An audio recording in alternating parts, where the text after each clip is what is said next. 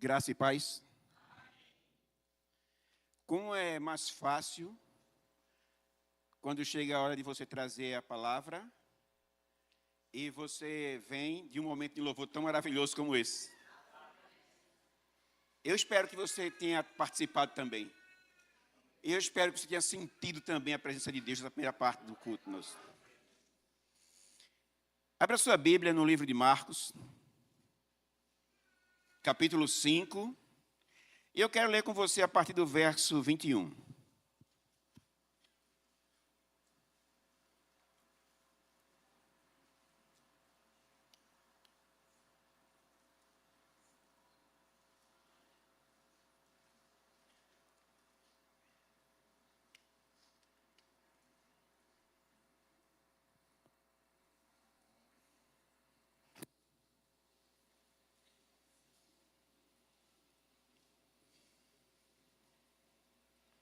É um texto fácil e eu sei que você já encontrou.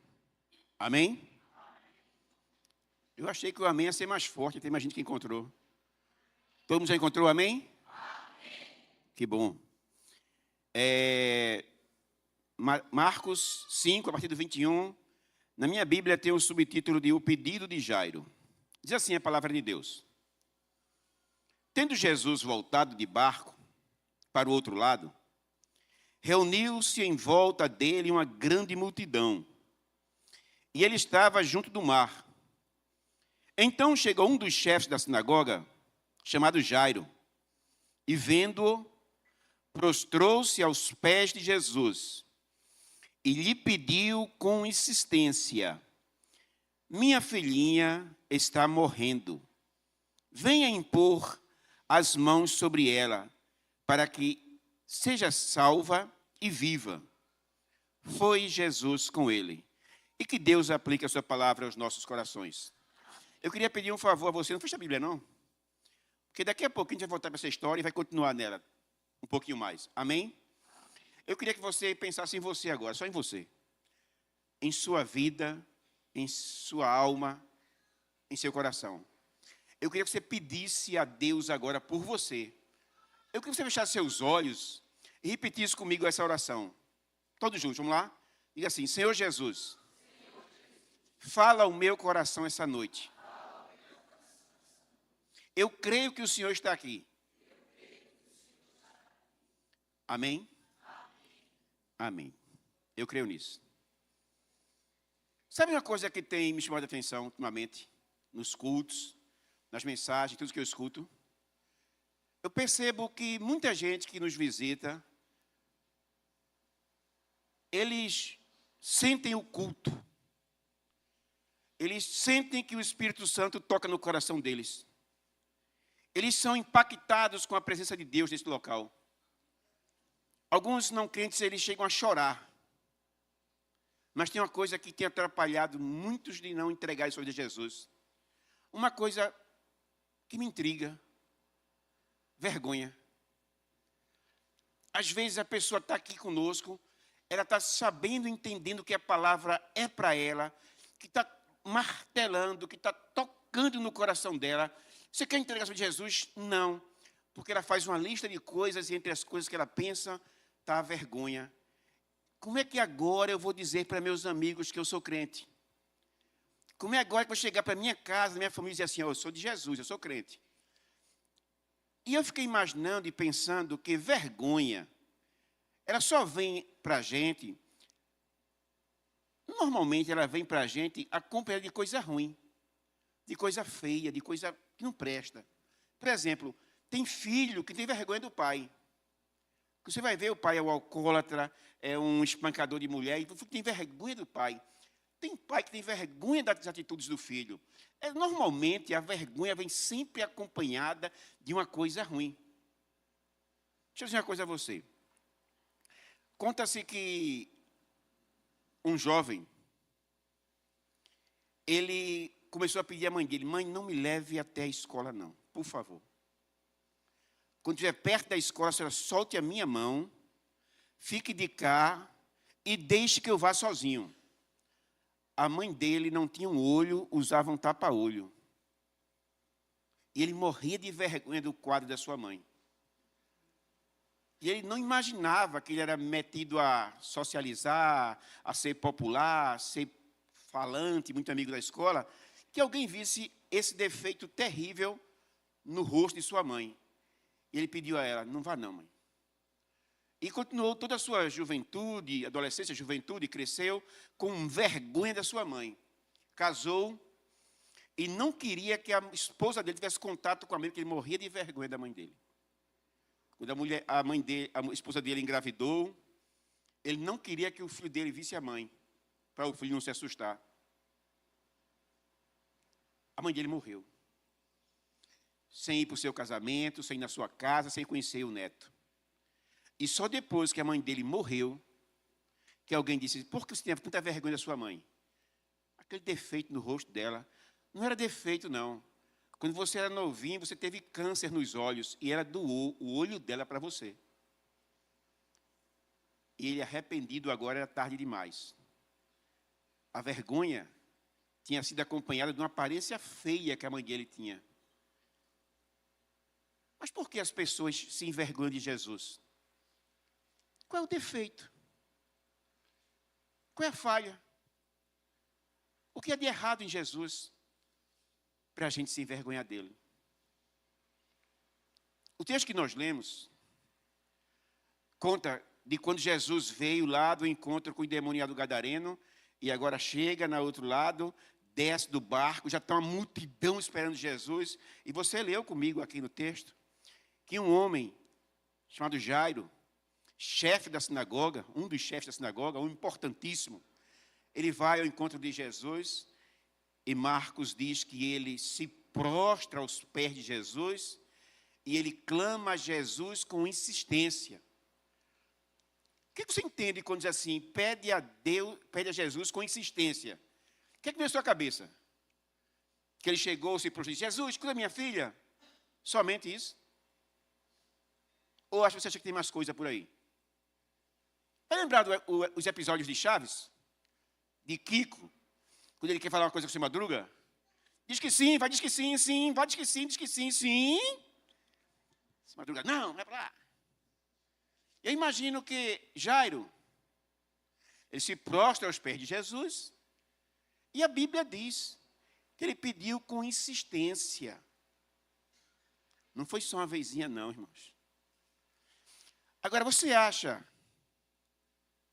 que era normal Jairo, que você leu aqui nesse texto, chefe da sinagoga, fazer isso? Era não. Deixa eu contar a história que está lá em João 3, de outro principal da sinagoga que foi ter com Jesus. A Bíblia conta a história de Nicodemos. E a Bíblia começa dizendo assim, o versículo começa dizendo assim, ó. À noite, Nicodemos foi procurar Jesus. Ele era um dos príncipes das sinagogas, um principal importante, e à noite ele foi se encontrar com Jesus. Nós ficamos dizendo assim, ó, normal vir à noite. Por quê? Porque a gente está aqui num culto à noite, hoje é à noite, às vezes para já viajar, vai quando? Vou à noite. Alguns trabalham quando? Eu trabalho, quando eu aqui, vou trabalhar à noite. Eu trabalhei 10 anos da minha vida à noite. Mas, quando você volta no tempo de Jesus, o mundo, a vida, tudo era completamente diferente. Em João, capítulo 9, versículo 4, diz assim, Jesus diz assim, ó, é necessário trabalharmos de dia, porque a noite vem que ninguém pode trabalhar. Não era comum trabalhar à noite. Não tinha iluminação pública, não tinha casa com luz elétrica, não tinha nada. Deu 6 horas, escureceu, todo mundo em suas casas para dormir, para esperar amanhecer, para começar o novo dia de trabalho. Aí à noite, quando não tinha ninguém na rua, para ninguém saber, para ninguém ver, um homem, príncipe da sinagoga, vai até Jesus, chega lá para falar com Jesus, para que ninguém soubesse. Como é que pode eu, um dos principais da sinagoga, falar com Jesus? Isso é um risco para mim. Eu posso perder a minha posição. Eu tenho muito a perder se alguém me ver falando com Jesus. Por isso que Nicodemos vai à noite. E preste bem atenção, escuta bem o que eu vou dizer agora a você. Quando Nicodemos chega para Jesus, ele diz assim, eu sei que o Senhor é da parte de Deus. Porque ninguém pode fazer o que o Senhor faz se Deus não for com ele, não. Eu reconheço quem é o Senhor, eu sei quem é o Senhor. O Senhor é de Deus. Às vezes, o só saber quem é Jesus e o que ele pode não resolve muito não, viu? Tem que ter algo mais disso. Então você vem à igreja, eu vou à igreja porque eu sei que lá falam de Jesus.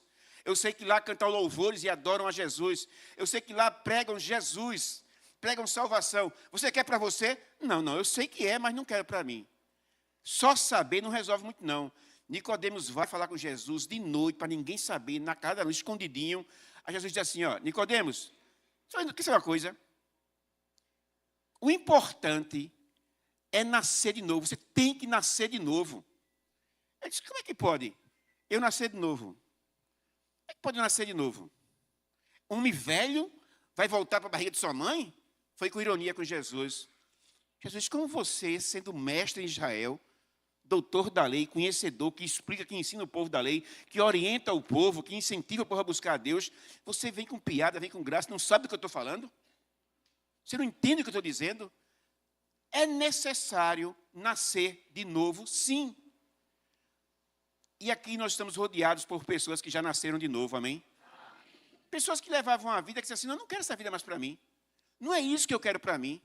Essa vida que eu estou levando não vai me ajudando em nada. Pelo contrário, vai me levar para o inferno. E tomaram a decisão, fizeram a melhor escolha de sua vida e hoje servem ao Senhor. Nicodemos, com medo de perder posição, com medo de perder rendimento, com medo de perder respeito, ele vai à noite falar com Jesus. Também no capítulo 9 de João, conta a história de quando Jesus cura um cego de nascença.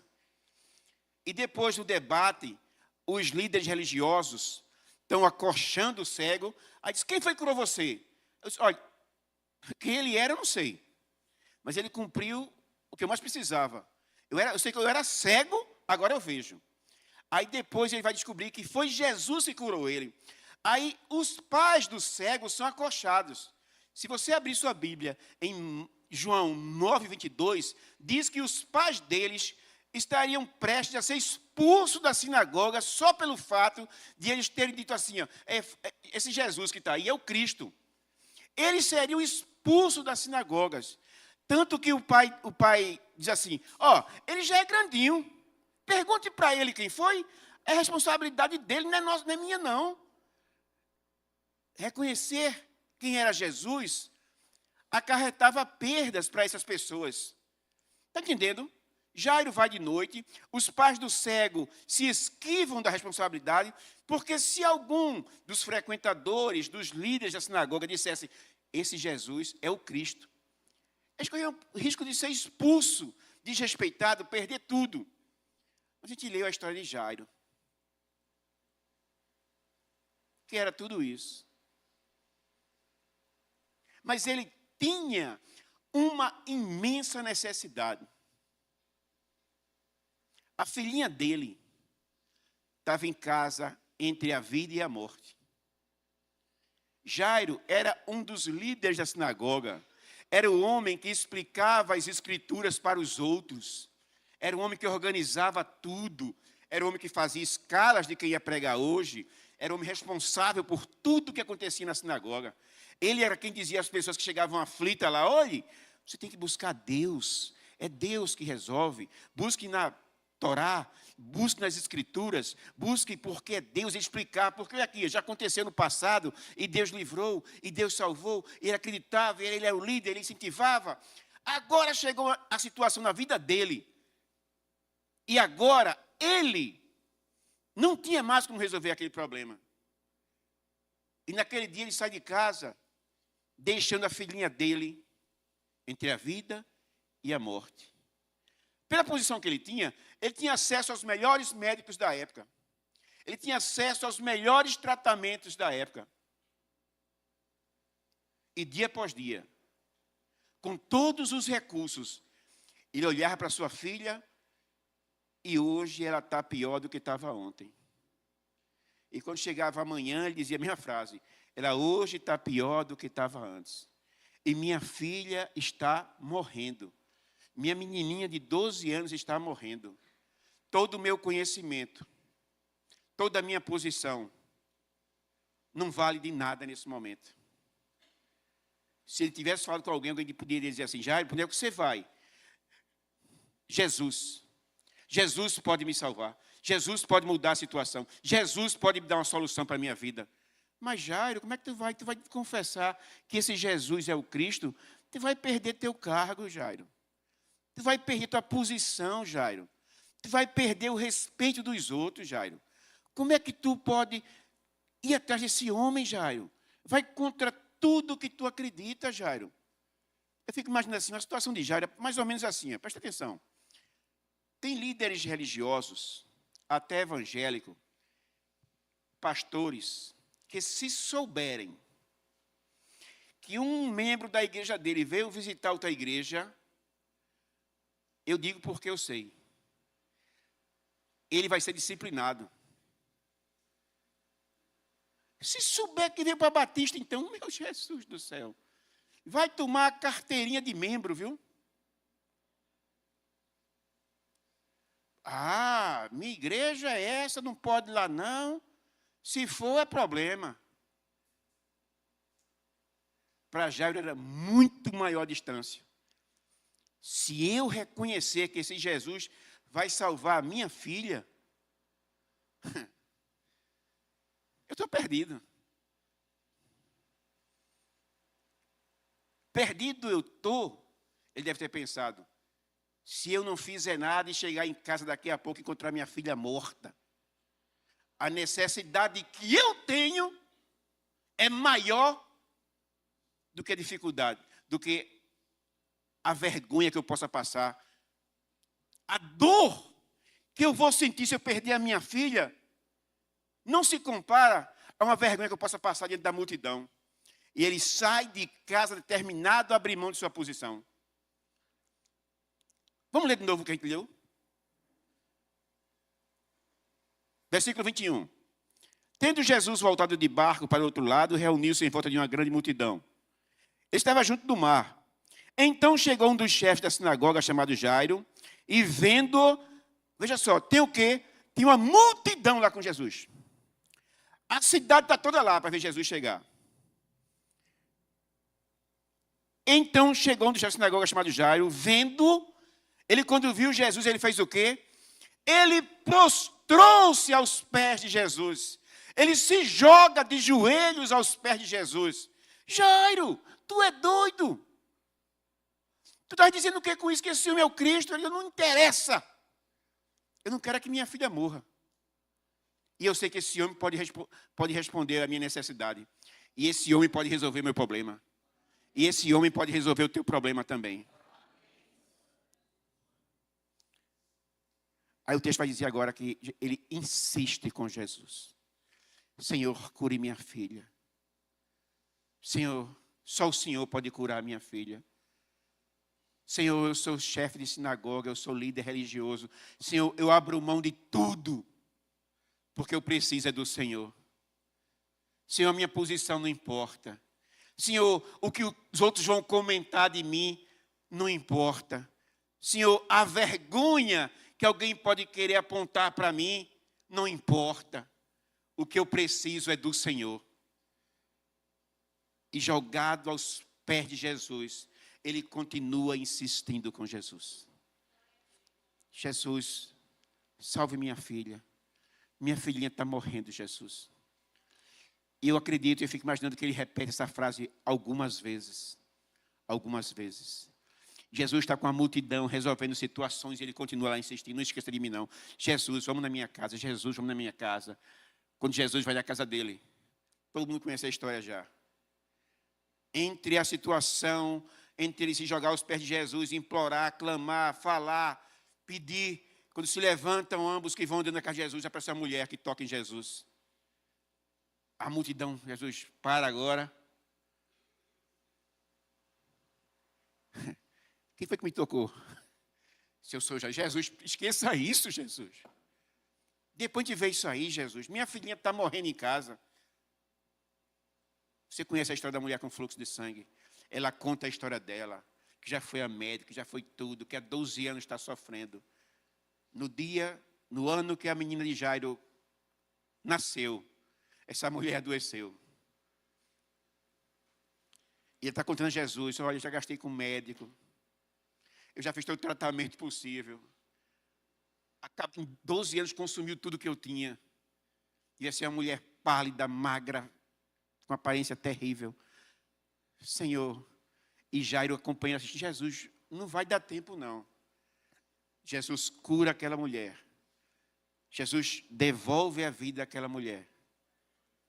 Enquanto Jesus está dando um passo para ir para casa, agora sim, agora vamos lá, Jairo.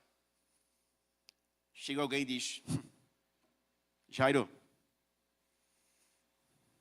vai mais não. O que foi? Não deu tempo não, Jairo. Não adianta mais não, Jairo. O que você queria não tem mais jeito não, Jairo. O que você precisava, Jairo, tem jeito mais não. Jairo, tua filha morreu.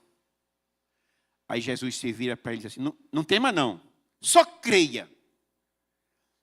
Não perca a esperança não, só creia. Sou eu que estou dizendo, é Jesus que está dizendo. Sou eu que estou falando. Jairo, não dê ouvido ao que estão dizendo não. Não escute nada não, Jairo, só creia. E vamos embora para a tua casa, Jairo. Chegando na casa de Jairo, vai haver uma mudança completa de situação agora. Tem um monte de gente chorando. Morreu a menina.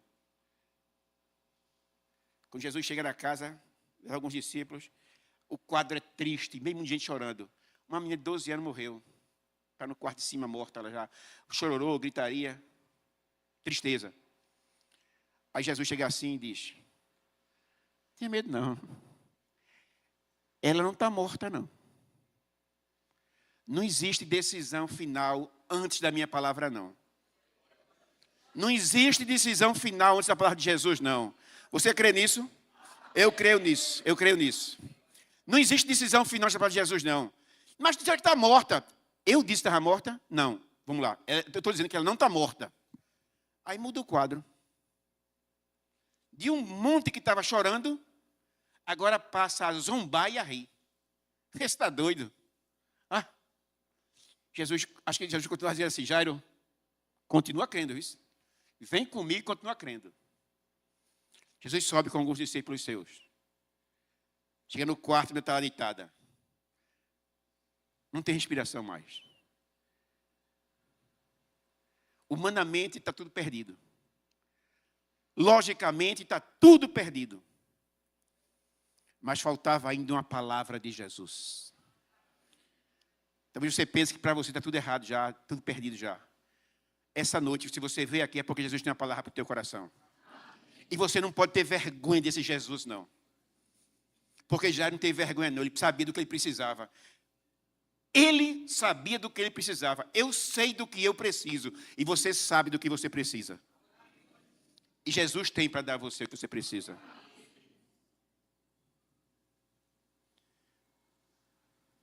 Talitá cumi. Quer dizer, menina, levanta. E não precisou ficar repetindo como Jairo ficou insistindo, não. Porque a palavra de Jesus é de autoridade. Disse só uma vez, menina. Ela, levanta. E a menina levantou e entregou a menina viva a Jairo. Está vendo, Jairo? A última palavra é a minha. O tempo certo é o meu. O momento certo sou eu na tua vida, Jairo. Senhor, por que o Senhor fez isso por Jairo? Porque ele não teve vergonha de entregar-se, de jogar-se aos pés de Jesus, de insistir com Jesus, não. Ele não ficou pensando assim, olha que multidão. Oxi, eu sou chefe de sinagoga, o que eu vou fazer? Eu me prostrar aqui? Eu vou confessar que esse homem é o Cristo? Por muito menos eles queriam expulsar o filho do cego, os pais do cego. Oxi. Irmãos, não se preocupe com os outros dizem, não. Se preocupe com a sua necessidade e acredite que Jesus pode resolver. Não faça como Nicodemos, não. Vou procurar Jesus para que ninguém saiba que eu vim, não. E depois, quando Jesus falar, não deu uma de desentendido, não. Não deu uma de doido hoje, não. Não pague de doido hoje, não. abra seu coração e entenda que Jesus está falando com você essa noite. É com você. Ele está dizendo a você assim, ó. Se ficar preocupado com o que os outros vão dizer, você perde sua bênção. Se ficar preocupado com o que vão achar da sua atitude, você perde sua bênção. Mas se você abrir mão de você mesmo e lançar-se aos pés de Jesus, Ele transforma até uma situação de morte em vida. Ele pode resolver a tua situação. Eu sei que muitas vezes para jovem é difícil. A gente tem uma besteira. O jovem é assim. Eu não ligo para o que dizem de mim. Se eu estiver fumando maconha, eu fumo maconha e pronto. Se estiver bebendo, eu bebo e pronto. Ninguém manda na minha vida. Eu não aceito que ninguém se meta na minha vida. Mas dizer, eu gosto de Jesus. E alguém fala, isso é mais difícil. Veja como os valores são invertidos. As pessoas não têm vergonha de se embriagarem, não têm vergonha de se prostituírem, não têm vergonha de usarem droga, não têm vergonha disso. Vergonha vem acompanhado de coisa ruim. Sabe o que Jesus disse de quem se envergonha? Não é a igreja batista aqui no corpo que está dizendo não. Não é Saulo que está dizendo não. O próprio Jesus diz em Marcos 8,38. Qualquer um dessa geração má e adúltera que se envergonhar diante de mim, eu vou me envergonhar dele diante de meu Pai que está no céu. Você que se envergonha de Jesus, por quê? O que é que tem de errado nele? O que é que tem de feio nele? O que é que tem de mal em Jesus? Porque quando um homem abre mão de sua posição, se lança nos pés dele, Jesus não lança na cara do homem, não. Agora que sua filha está morrendo, você vem até mim. Quando está tudo bom, você não vem procurar. Não. Quando uma pessoa se lança aos pés de Jesus, ele abraça, sustenta e diz, creia que tudo vai dar certo. Vai ficar com vergonha? Vergonha que tem de coisa ruim. Mas de Jesus, agora imagine a pessoa, eu morro de vergonha. Se souberem que eu sou crente agora, irmãos, tenham orgulho de dizer, eu sou de Jesus. A gente cantou aqui essa noite, a melhor escolha que eu fiz foi entregar minha vida a Jesus. Se antes eu soubesse. Todo mundo que entregou sua vida a Jesus de coração, diz essa frase. Por que eu perdi tanto tempo? Se eu soubesse, eu já tinha entregado minha vida a Jesus há tanto tempo. Nossa oração por você é que nessa noite, você não fique com vergonha de Jesus. Porque Ele é a melhor escolha que você pode fazer. Eu comecei falando sobre a história do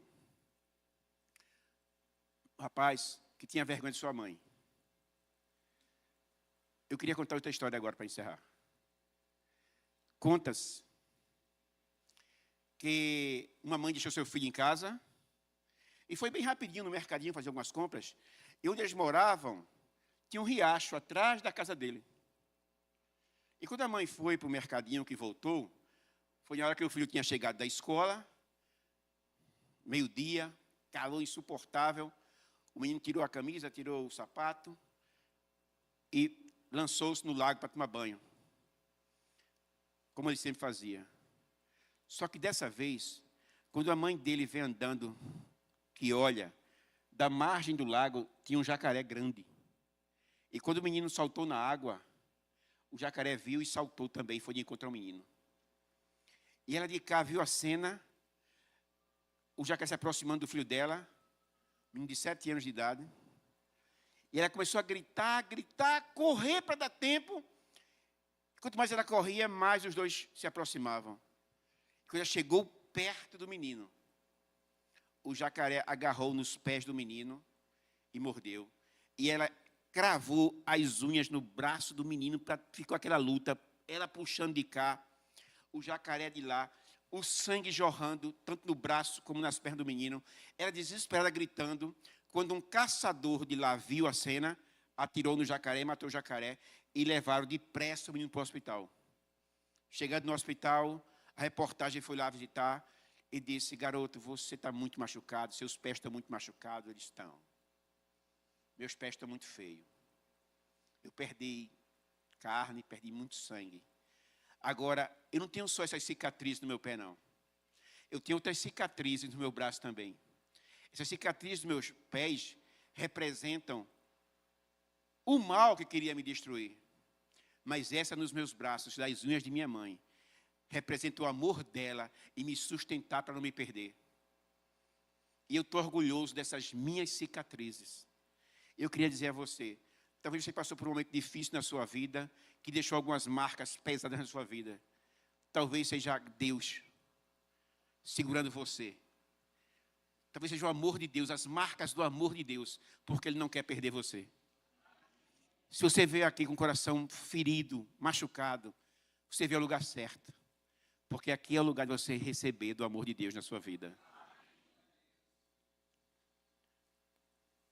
Quando Jesus morreu, e Jesus morreu, eu creio nisso, que Jesus morreu naquela cruz. Você crê nisso? Eu creio nisso.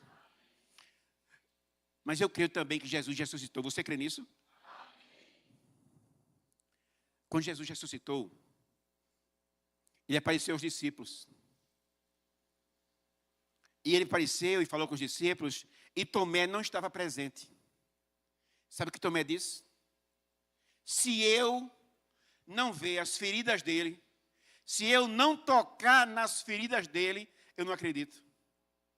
Quando Jesus voltou, disse: Tomé, quer dizer que se você não vê minhas feridas, se não vê o meu lado cortado, minhas mãos furadas, se você não tocar, você não acredita em mim. Vem cá, Tomé, toca. Crê.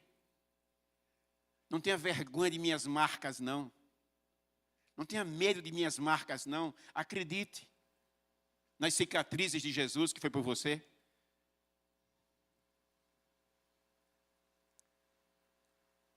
E hoje, e você? As cicatrizes de Jesus te envergonham?